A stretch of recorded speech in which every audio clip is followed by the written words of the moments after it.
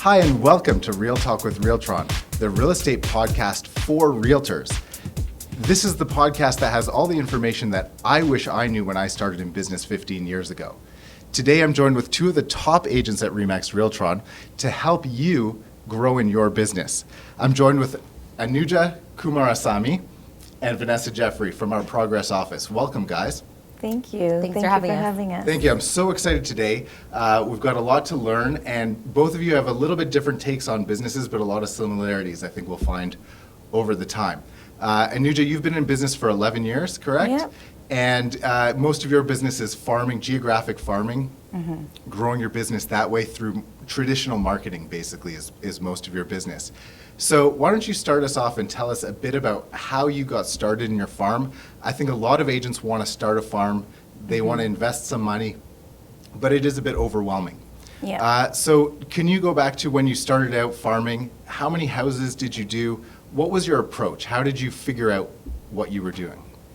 Honestly, I think it was really tough to start off in the farming area that I did. So I got a listing in Ajax, and it was really a snowball effect. So then I got another listing on the same street, started distributing postcards in that particular neighborhood. So I initially started off with about 1,000 postcards in that particular area, and then slowly expanded. Right. And now I farm about 10,000 homes. Yeah, so I think that's a really great point to start off with. I think the mistake most agents make is they'll start off with 4,000, 5,000, and then they burn themselves out before they develop a name for themselves. So with just one listing in a neighborhood, Yeah. and you got the listing from a referral or from It was a friend of mine. a friend of yours, that's Yeah. great. That's how most agents start. Yeah. And then you just held on to it, you started marketing it, you invested in it in 1,000 houses in the area. Yeah. Were you doing anything beyond just sending the flyers? Did you door knock it as well? Did you do anything like that? I didn't, no. You I've didn't, never okay. done door knocking You've never or done door cold knocking, calling. wow. Yeah, so, Okay. so So just that's good. postcards. So just postcards? Yeah. Starting, I guess it was 2008, 2007, something like that? No, it was 2012. Oh, sorry, 2012? Yeah. Okay, Yeah. so you started sending 1,000 postcards. Yeah. And you just sort of grew over time. What was your frequency at the beginning, and what is it now? Every 2 weeks. Every so 2 I'm still weeks. consistent with Consistent that. every And I 2 think weeks. that's very, very important. Yeah, right, and to over be the years, consistent. you've let's say you've been pretty consistent over the years with every 2 weeks sending out a flyer. Most of your content just listed, just sold, that type of thing? Yeah. And then Yeah. we also send out newsletters as well, and obviously other factors like, bus shelters and stuff like that we have advertisements on. So I Right. think it's a variety of factors that impact. Yeah, so you're seen in the area particular. through bus shelters, other advertising, and then the flyers to the door twice a month. Yeah. And you just sort of grew it as you did more deals, you expanded your budget. Did you ever work with a budget? Did you get down into the nitty gritty of numbers? Are you a Not numbers really, person? no. You just got it out there and you said, hey, I can afford to do more. I'm gonna expand Invest it. I'm gonna more, yeah. expand it. And did you do it like 1,000 at a time, or did you just go Different gung-ho? neighborhoods and different pockets. So it Right. just grew like that. So So, you're like, okay, I I'm would gonna say add about this 1,000 or pocket. two. Okay. Yeah. Old RE/MAX Realtron agent, like from the '80s, Warren Cooper. He used to say you gotta get 10 listings in an area before you even start spending money. That was kind of his really? thing. Okay. I think it was a bit of a different time, and maybe it was less lucrative at the time, and it was more difficult to do. But I think your strategy of getting a listing, holding on to it, and then expanding from there Yeah. is really valuable. Yeah, and I think what also helped is that there was no particular agent in that area, because I think it's harder, right? If there is Right. an agent that's kind of dominating that area, it's hard to overcome that, Yeah. right? And So you looked and you said, this is a little pocket where no one has taken over this Yeah. little pocket. And you work out of Ajax, so that's really, it's out of the city, and I guess it was not newer, it was a newer area that you were farming? yeah, it's a It new was newer area, that so a you lot were more farming. turnover as well. Yeah, so it's good to look at a new area. I think there are agents, obviously, there are a lot of real estate agents out there. It's Yeah. pretty saturated, but I think if agents look in areas and look at the turnover and the number of agents that are really doing well, there are a lot of areas that aren't dominated by anyone. Right? So Exactly, they're yeah. always, did There's you feel there always was no room for- competition, or No, there definitely was was, competition, but you know how you go into some areas and you see one person signs everywhere, right? Yeah. So with those type of neighborhoods, I Right. find it'll be much more difficult to prove yourself and show Yeah. what you have to offer, right? Yeah, and I So- think the old saying was like, if someone has 25% market share, that it's really tough to get in and make a name. I think the reality is almost no one now has 25% market share. It's really tough. Yeah. So I think there's a lot of room for that. Vanessa, your business is really different. So that's probably like, oh, I'm not right. You're not really doing that. Tell us, you work a people farm, Yes. which is really philosophically maybe the same thing, but totally a different type of business. You're not Absolutely. sending flyers. You're not doing that type of stuff, right? Yeah, so I nurture my database, and I work heavily with my referrals, my COI, and within my community in terms Right. of my network of people I know. Okay, so you're working your network of people. Yes. And still treat it as a business just the same and have a system behind system it. behind Yeah, it just the same. exactly. So tell us a little bit about how you started off and growing your sphere of influence a little bit and growing your database of people. Mm-hmm. How were you able to just kind of grow one person by one person? So when I first got into the business, I came from a completely different background, as most agents do. So coming from that, What did you do before? I studied as a biomedical engineer. Oh, So completely different. different. But what it did is allowed for a foundation of systems. And Right. so when I got into real estate, I treated it as more of a business mindset and approach, but a business of networking with people. Right. And so By the way, I think this is really interesting because, like, engineering background, that type of mindset, to still go after it and go after your sphere and treat it like a social business as well, I think is a really great mix. And maybe not a lot of people who Would with that associate. background would attempt it that way. yeah. But And I was you've had a fortunate lot of that I success came that from way. a very social family. Right. There was always gatherings, and they had a large network of people that we always would intermix with. Right. And so naturally, you know, I remember growing up, my parents would always encourage us, okay, you need to go and be personable, you need to be outgoing. So that wasn't a challenge for me. So when I got into the business, I let people know that I'm getting into the industry. I am new, but I've got determination, grit, and perseverance, and I really want to be able to come from the place of wanting to help people. And I think that naturally progressed. And so from one successful transaction and helping, you know, a family transition, that led to them naturally wanting to, you know, let their friends and family know. Right. And it kind of went from there. So then I started to create a system or more touch points of how to nurture those Right. relationships. Did you start with your wedding list? Did you? No, I actually didn't. You know, that's the old, Yeah. if you're listening and you don't know what I mean. When I started, people talked about your wedding list. Like, you've got to get your list of everyone you'd invite to your wedding. Right. Now it's like your Facebook friends list. So Exactly. I think a lot of people with databases of 50 people, and they come to me and say, I just don't know more people. I say, go through your Facebook friends. They have 500 or 1,000 or 2,000 Facebook friends. Yeah. And just go through and start with the easy ones. Yep. So is that how you developed your list, kind of going through social media? Going through, you know, my networks of between people I went to high school with, university, through our community, and then I started to develop it from there, and then family and close friends. Right. And then I encouraged them. I said, whether, you know, you may not be ready to buy or sell, but if you've got questions about real estate, feel free to let me know. And then I also encouraged them that if they hear of anybody talking about real estate, then feel free to give me their contact information. Right. So I tried to kind of maintain some of that contact and consistency and reminding them that I'm in the business, I'm in the industry, so that I could stay top of Yeah. mind. And for the agents that are not as outgoing and have a little bit of trouble making that call and asking for the business, tell me about what the response is. I think people are always surprised how willing to help people are. So for the people that were a little bit, you know, may not be as close of friends or family, if you're coming with some valuable information, like updating them as to what's going on in their area or neighborhood, people are always receptive to it. And even if they don't want the information, they'll still be polite. So, Right. you know, it's still a warm call. It's a little bit less intimidating than having to do cold calls. So that's what gained my comfortability with it. Eventually, I did go into, more cold calling, and that's a different approach to it, but I Right. prefer the warmer connections. Right. So overall. are you still doing cold calling? Not anymore. No, you just. I have to be honest. I mean, I'm Yeah. fortunate that through like the relationships that I nurture, it naturally progresses from there. Yeah. So neither of you cold call. That's very interesting. I find some people are usually good at one or two things, right? Farming, cold calling, networking, that type of thing. Anuja, when you hear that, do you do the similar type of networking with your I clients? do, yeah. And you grow your database as well? Exactly, yeah. That's important. I think particularly a lot of neighborhood farmers kind of sometimes fall short on the sphere of influence farming as well. Yeah. So it's always something that you have to work on the opposite skill, because they're two different skills. Of course, They're yeah. really different. Some people say, oh, I don't want to call anyone I know, I'll only cold call.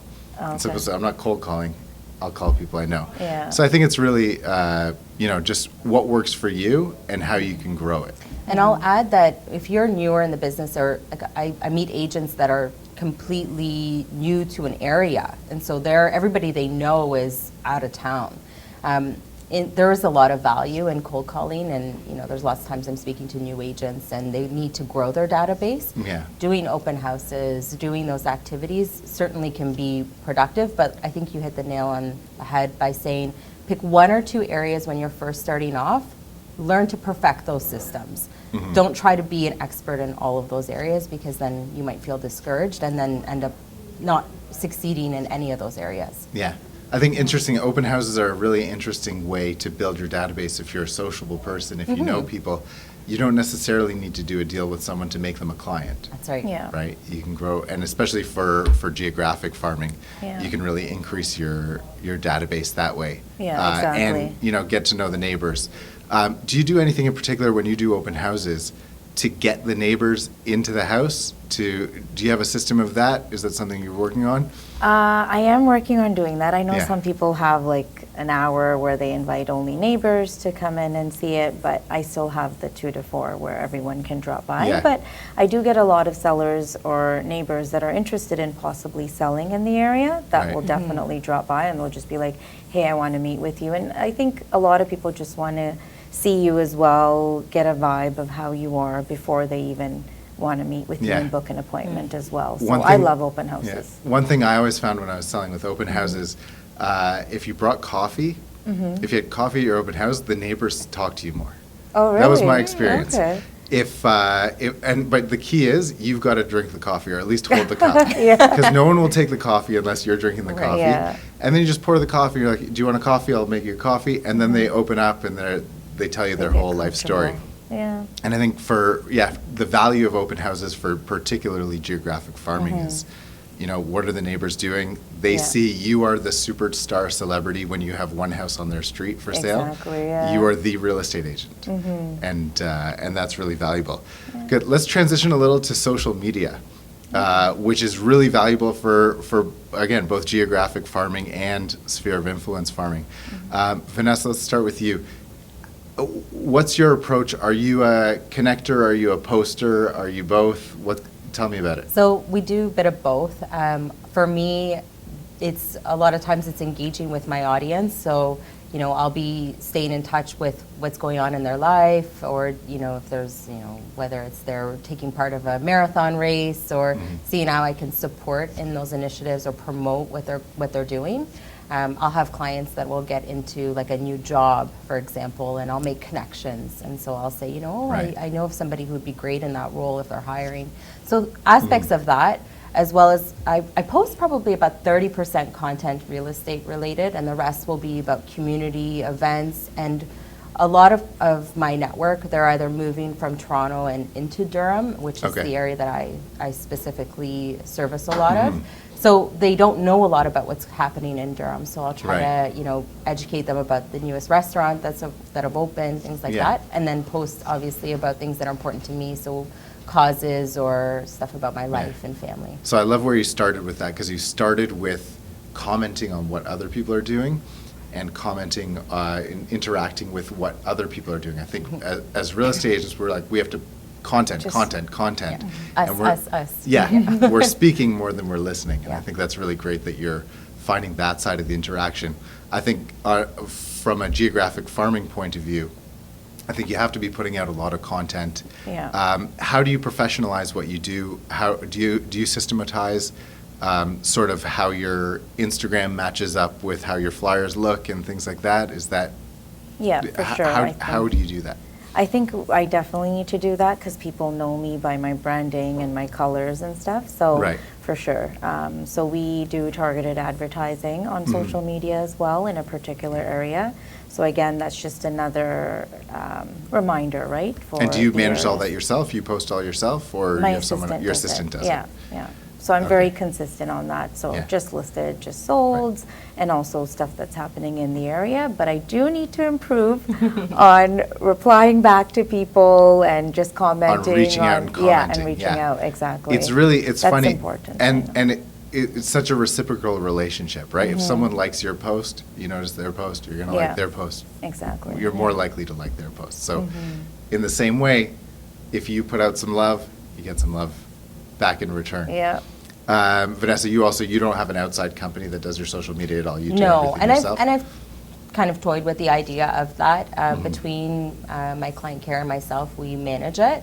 So there's some things that we'll do up a schedule over a month, and so we'll have some posts and some ideas of content that we want to put out. Right. So we do it. There is planning. There is a system behind it, and then in between that, if there's bonus things that we can put out, then great.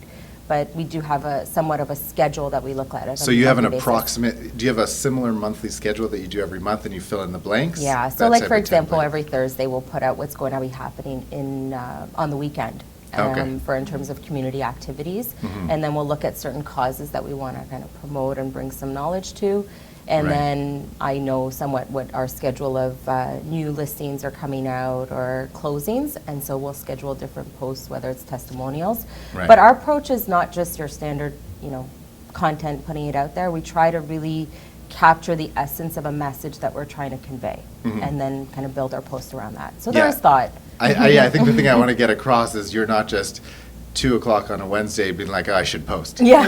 Yeah. Which I think, a lot of us are doing, it's what it is for a lot of people, but I think systematizing it's really important. Yeah. And even if you want to post Wednesday at 2:00, you can post whatever you want as long as you know the stuff you want to get out there and the message you're trying to get across. So I do the same thing. Yes. Like we have a calendar that we set up, and we have specific things set up on each You have a date. calendar Yeah. in advance. Good. And both of you have unlicensed assistants, right? Yes. Vanessa, I heard you tell the story about kind of starting out with your assistant, and I think it's really valuable. A lot of people get stuck on the idea of, I think I need an assistant, I want to hire someone, I don't know what they would do. And I'm afraid that I'm going to have someone sitting across from me in the office, and I'm not going to know what to do with them, and now my stress is going to be, what do they do? So Right. tell me how you overcame that. So my approach was that I had my unlicensed assistant, which I have her as the title of client care concierge because really she's the backbone of a lot of our business. And I had her sit and basically follow me throughout a period of 2 weeks to understand what I do on a day in and day out basis. Because if you were to ask me right now to write down all my tasks that I do in a day, I could probably only give you 50% of it. Right. So by her observing and watching, she was able to see what I did well, what could use some improvement, or things that I was missing altogether.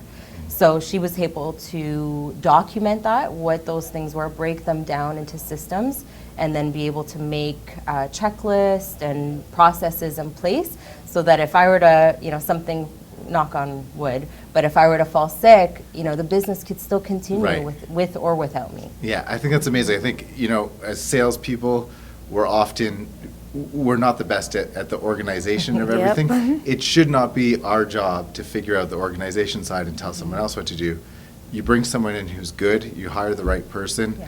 and they can tell you what your job is, Yeah. right? Yeah. And you're really hiring someone to manage you, in a sense, Totally.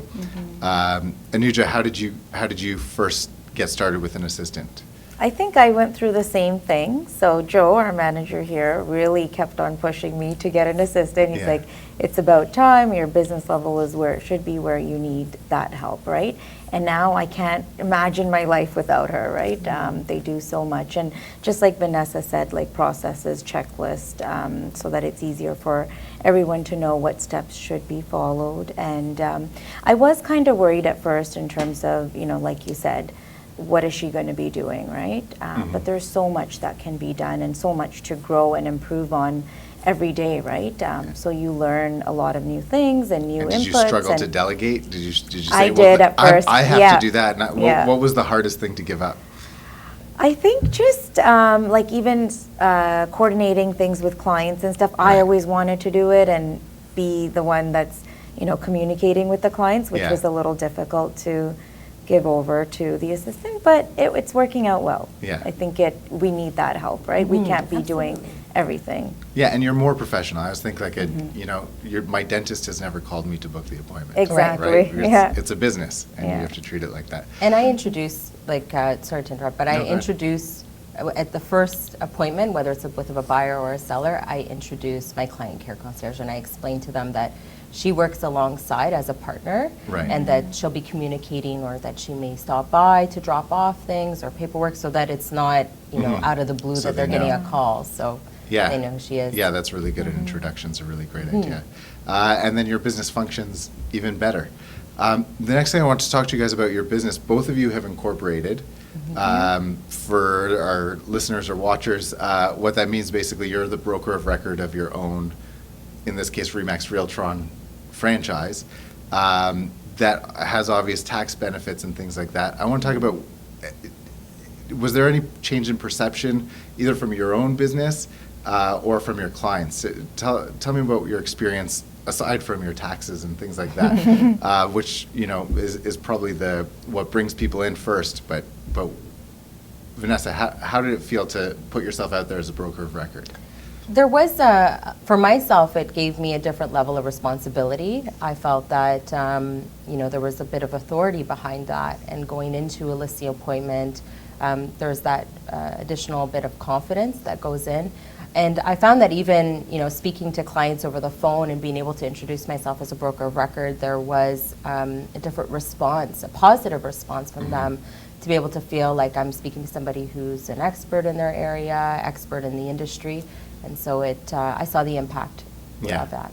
And did you, particularly for marketing, to put broker of record on I think really that helps, definitely right? helps. Makes a Yeah, difference. a lot of people are fascinated and they're like, oh wow, congrats. And even agents are congratulating me, like, people that come through the open Right. house. So Yeah. it's a totally big change. That's like- great. Yeah, I think it's great. In terms of, we've tried to streamline the process at Remax Realtron. I think from your point of view, there are some documents to sign. There's some things to look at every month. You're running a trust account, things like that. Yeah. But for the most part, no real change in your day-to-day operations. Is that No. right? Very smooth. Yeah. Yeah. I have to say that, going through the process, at first I thought it would be very overwhelming. Yeah, same. And the company did an excellent job of just streamlining that, being very clear as to what the steps were going to be and the costs associated and all that sort. So there really wasn't any surprises, and not like it created more work for us. Right. How did your accountants react? Did they understand?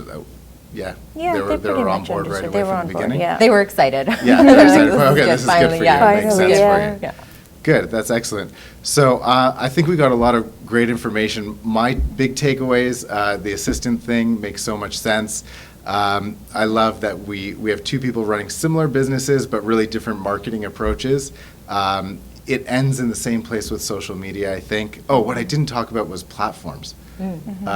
Go, top two. Go ahead. First then second. Sorry? Your sorry. top platforms. Oh, yeah, Social I would media say platform. Instagram. Instagram, and then Facebook. Facebook. Yeah, similarly, and then we also tap into LinkedIn. LinkedIn a lot. Okay, I want to catch that. That was this Yeah. important one. I think it's important for everyone to hear that.